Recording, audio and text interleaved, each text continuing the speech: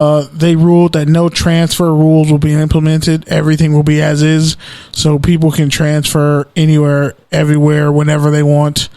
And unless they as long as they abide by the rules, they'll be allowed to go wherever. So that's really interesting to see what happens this year, because last year Mater Dei had two guys, Sean Dollars and Crindale, the safety. Dollars was a running back. They ended up transferring. They went to Mater Dei to play football, and then after the semester was over, they went back to Rancho Cucamonga High School and graduated from Rancho Cucamonga High School. So yeah, we'll see what happens with high school football and everything coming up, and we might have a potential guest coming up in the next couple weeks. Not going to say his name, but when everything's official and we got everything ironed out, we'll let you know. God bless y'all. All right, man. Well, that was good stuff. I got a lot of shit to get to.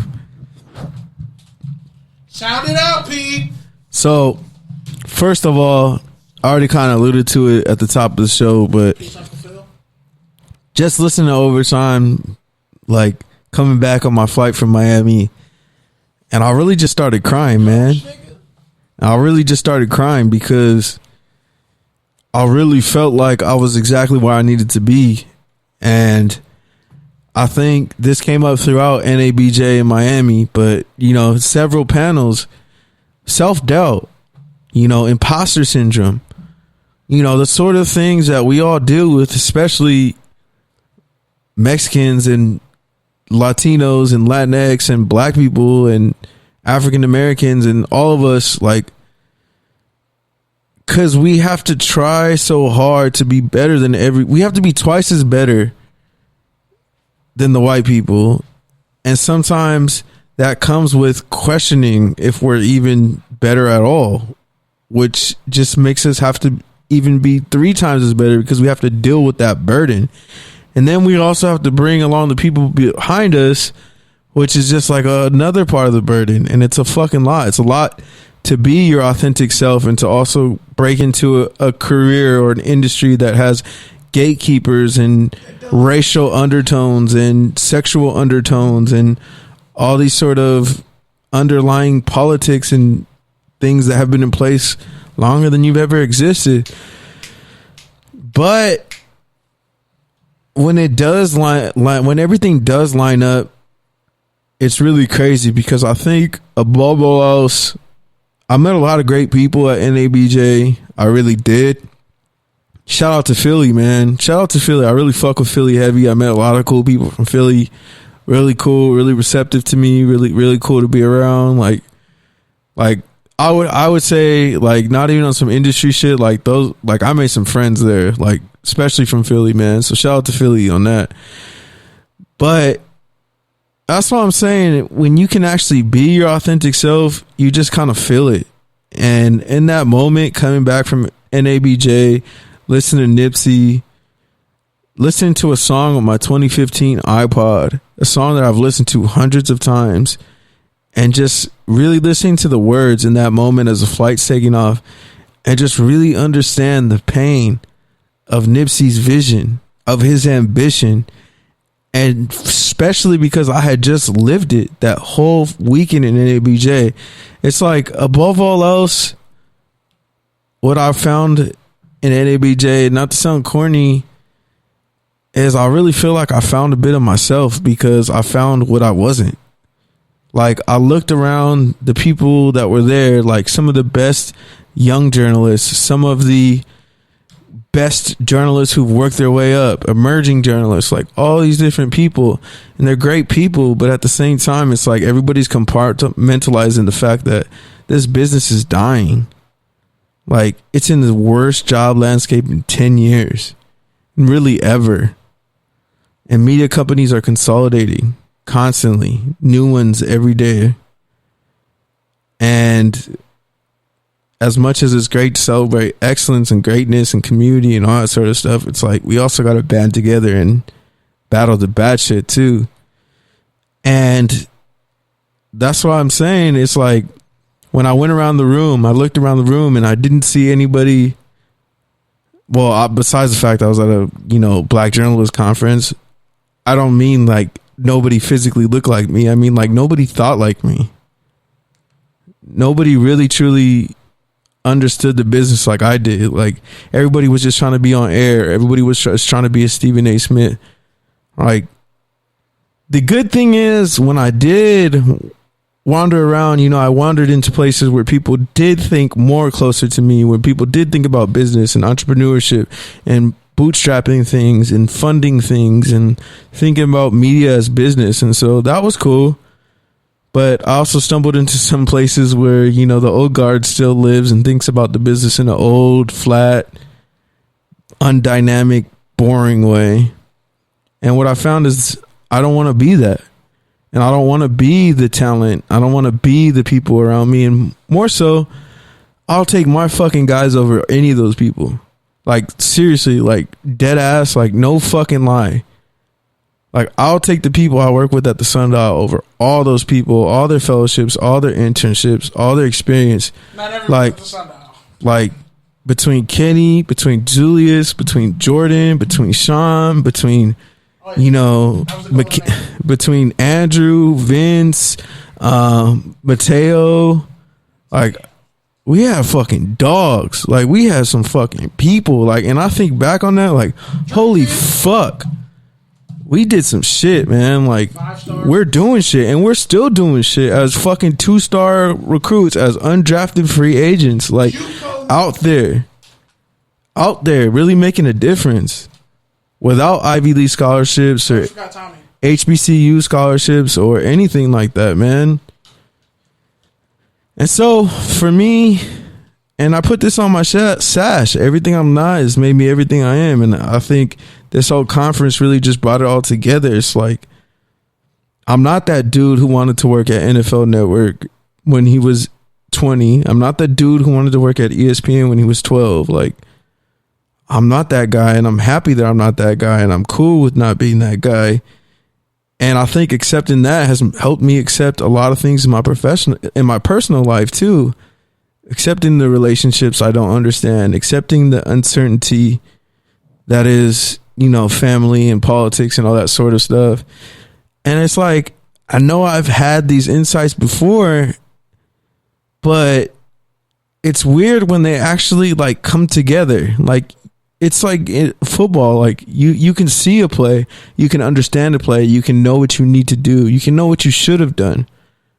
But like, when you actually starts clicking and you can start predicting it, you can start thinking 1 or 2 steps ahead or in the moment, that's when it becomes a beautiful game. And that's when it becomes a beautiful life. And honestly, that's exactly where I'm at. Like, I'm honestly really happy. I feel better about myself. I don't feel the same imposter syndrome or the same self-doubt or self-guilt of where I'm at or where I should be.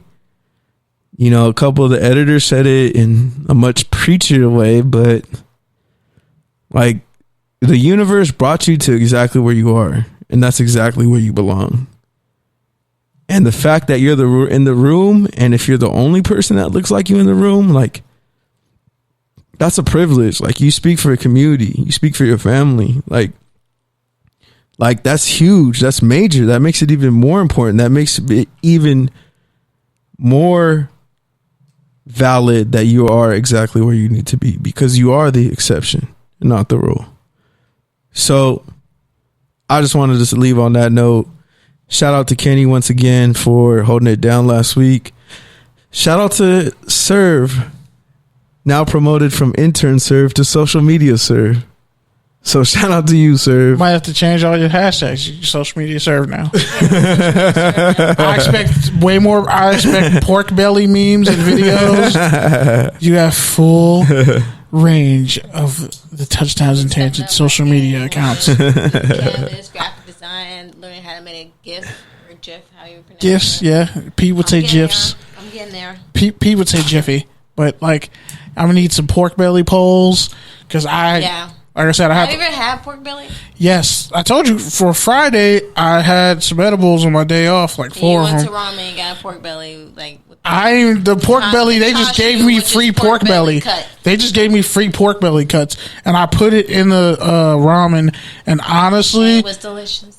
Like, That's how you're supposed I to have internally cried and hugged myself. Have you tried pork belly? Fuck yeah. It's A delicious. lot of Like, culture. I tried so long, like for so many years. Pete wanted to go get ramen. I was like, nah, I'm cool. I want something else. Go get hood Chinese. And now that I've had that you ramen, tried it, your world has changed. my world has You changed had a whole forever. new experience. It's like getting your just dipping into. Did you get the something spring good. rolls?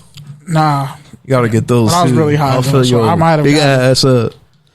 first off, I don't even know what I ordered. I was so fucking gone. Shout out to my homie Renee. We gotta get him on one day to tell him some stories. But yeah, him and his sister, they're like ordered for me. I was like, I think I want that. It was only $25. It's really cheap. But yeah, man, this podcast. The sauce, oh my god, the spices in the sauce. I swear, I almost cried.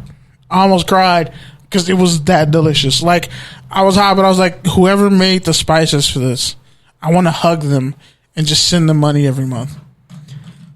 All right. Well, this podcast is like right that moment when you stop looking towards other people for an example and a guidance and a role model, and you start looking within yourself and realizing that You are not the only example. are you the only you, but like your dreams and aspirations aren't somebody else. Like, you're gonna surpass them. You're gonna do better. And that's what this podcast is like, because it's about owning exactly what you want to talk about, whether it's a touchdown, whether it's a tangent, whether it's a take, Culturally whether- concise commentary, context for the culture. whether it's about food, whether it's about music, whether it's about football, whether it's about fantasy football. Or whether it's about the business of like, and it's an offshoot of football, but you look at Londale High, they won a state title and they don't have weights. They don't even have a real weight room. They don't even have. It's like doing the most, even though you've been giving nothing. Creating from the ground up and finding like-minded people, and then keeping on creating. Like, that's a beautiful thing. Exactly. It's just Sorry to cut about you off. owning yourself, owning the moment. There's food, whether it's music, culture, hip hop, politics, business, journalism, sports. High five, everybody. This is Local. a great podcast. National. Oh, high five. That high five wasn't great. Yeah. That It one wasn't. was- You missed. My hand was that right one was here, above and you average. hit my wrist. Hers was average. Mine was whack. Like, I like. But yeah, she man, made shout out to the contact. X Squad affiliates. Sir. Don't worry, our dudes are coming. Shout out to FBC Radio. Shout out to their new app. Shout out to the Black Tuesday podcast. Shout out to Q. And shout out to the Good News radio station, the Good News Sports, Good News Showcase, September 14th. Anything It's else? gonna be lit. Shout out. By the way, our 3-year anniversary is coming up September 26th. Technically, it's the 24th, but that's a Tuesday. So yeah, we pretty much do our episodes on Thursdays. So yeah, the Oh, 3-year now we got sound effects on the the shit. 3-year anniversary. I don't hear, but the 3-year anniversary is September 26th. I think it's coming out on that speaker. I heard it somewhere. The audience will probably hear it on the playback. I don't think The TV? Speaker's not plugged in. I don't think the speaker's plugged in, but whatever. It's all good. We love y'all. We've already gone over time. Speaking of that, They meet us nice. Capping for a cheaper price. Should have picked a different song to go out on, but this works. you literally said overtime. You literally said overtime. That was literally I did. the last Touche. word you said. Touche. Peace. Pressure from your people, right? Wait. Still choose to lead 'em right. Touchdowns and tangents. Rap about my face. Don't sleep. Brilliant to the realness. That shit was hard when Coach Clark dropped that last Told week. me don't believe the hype, but I felt like this about myself before the mic.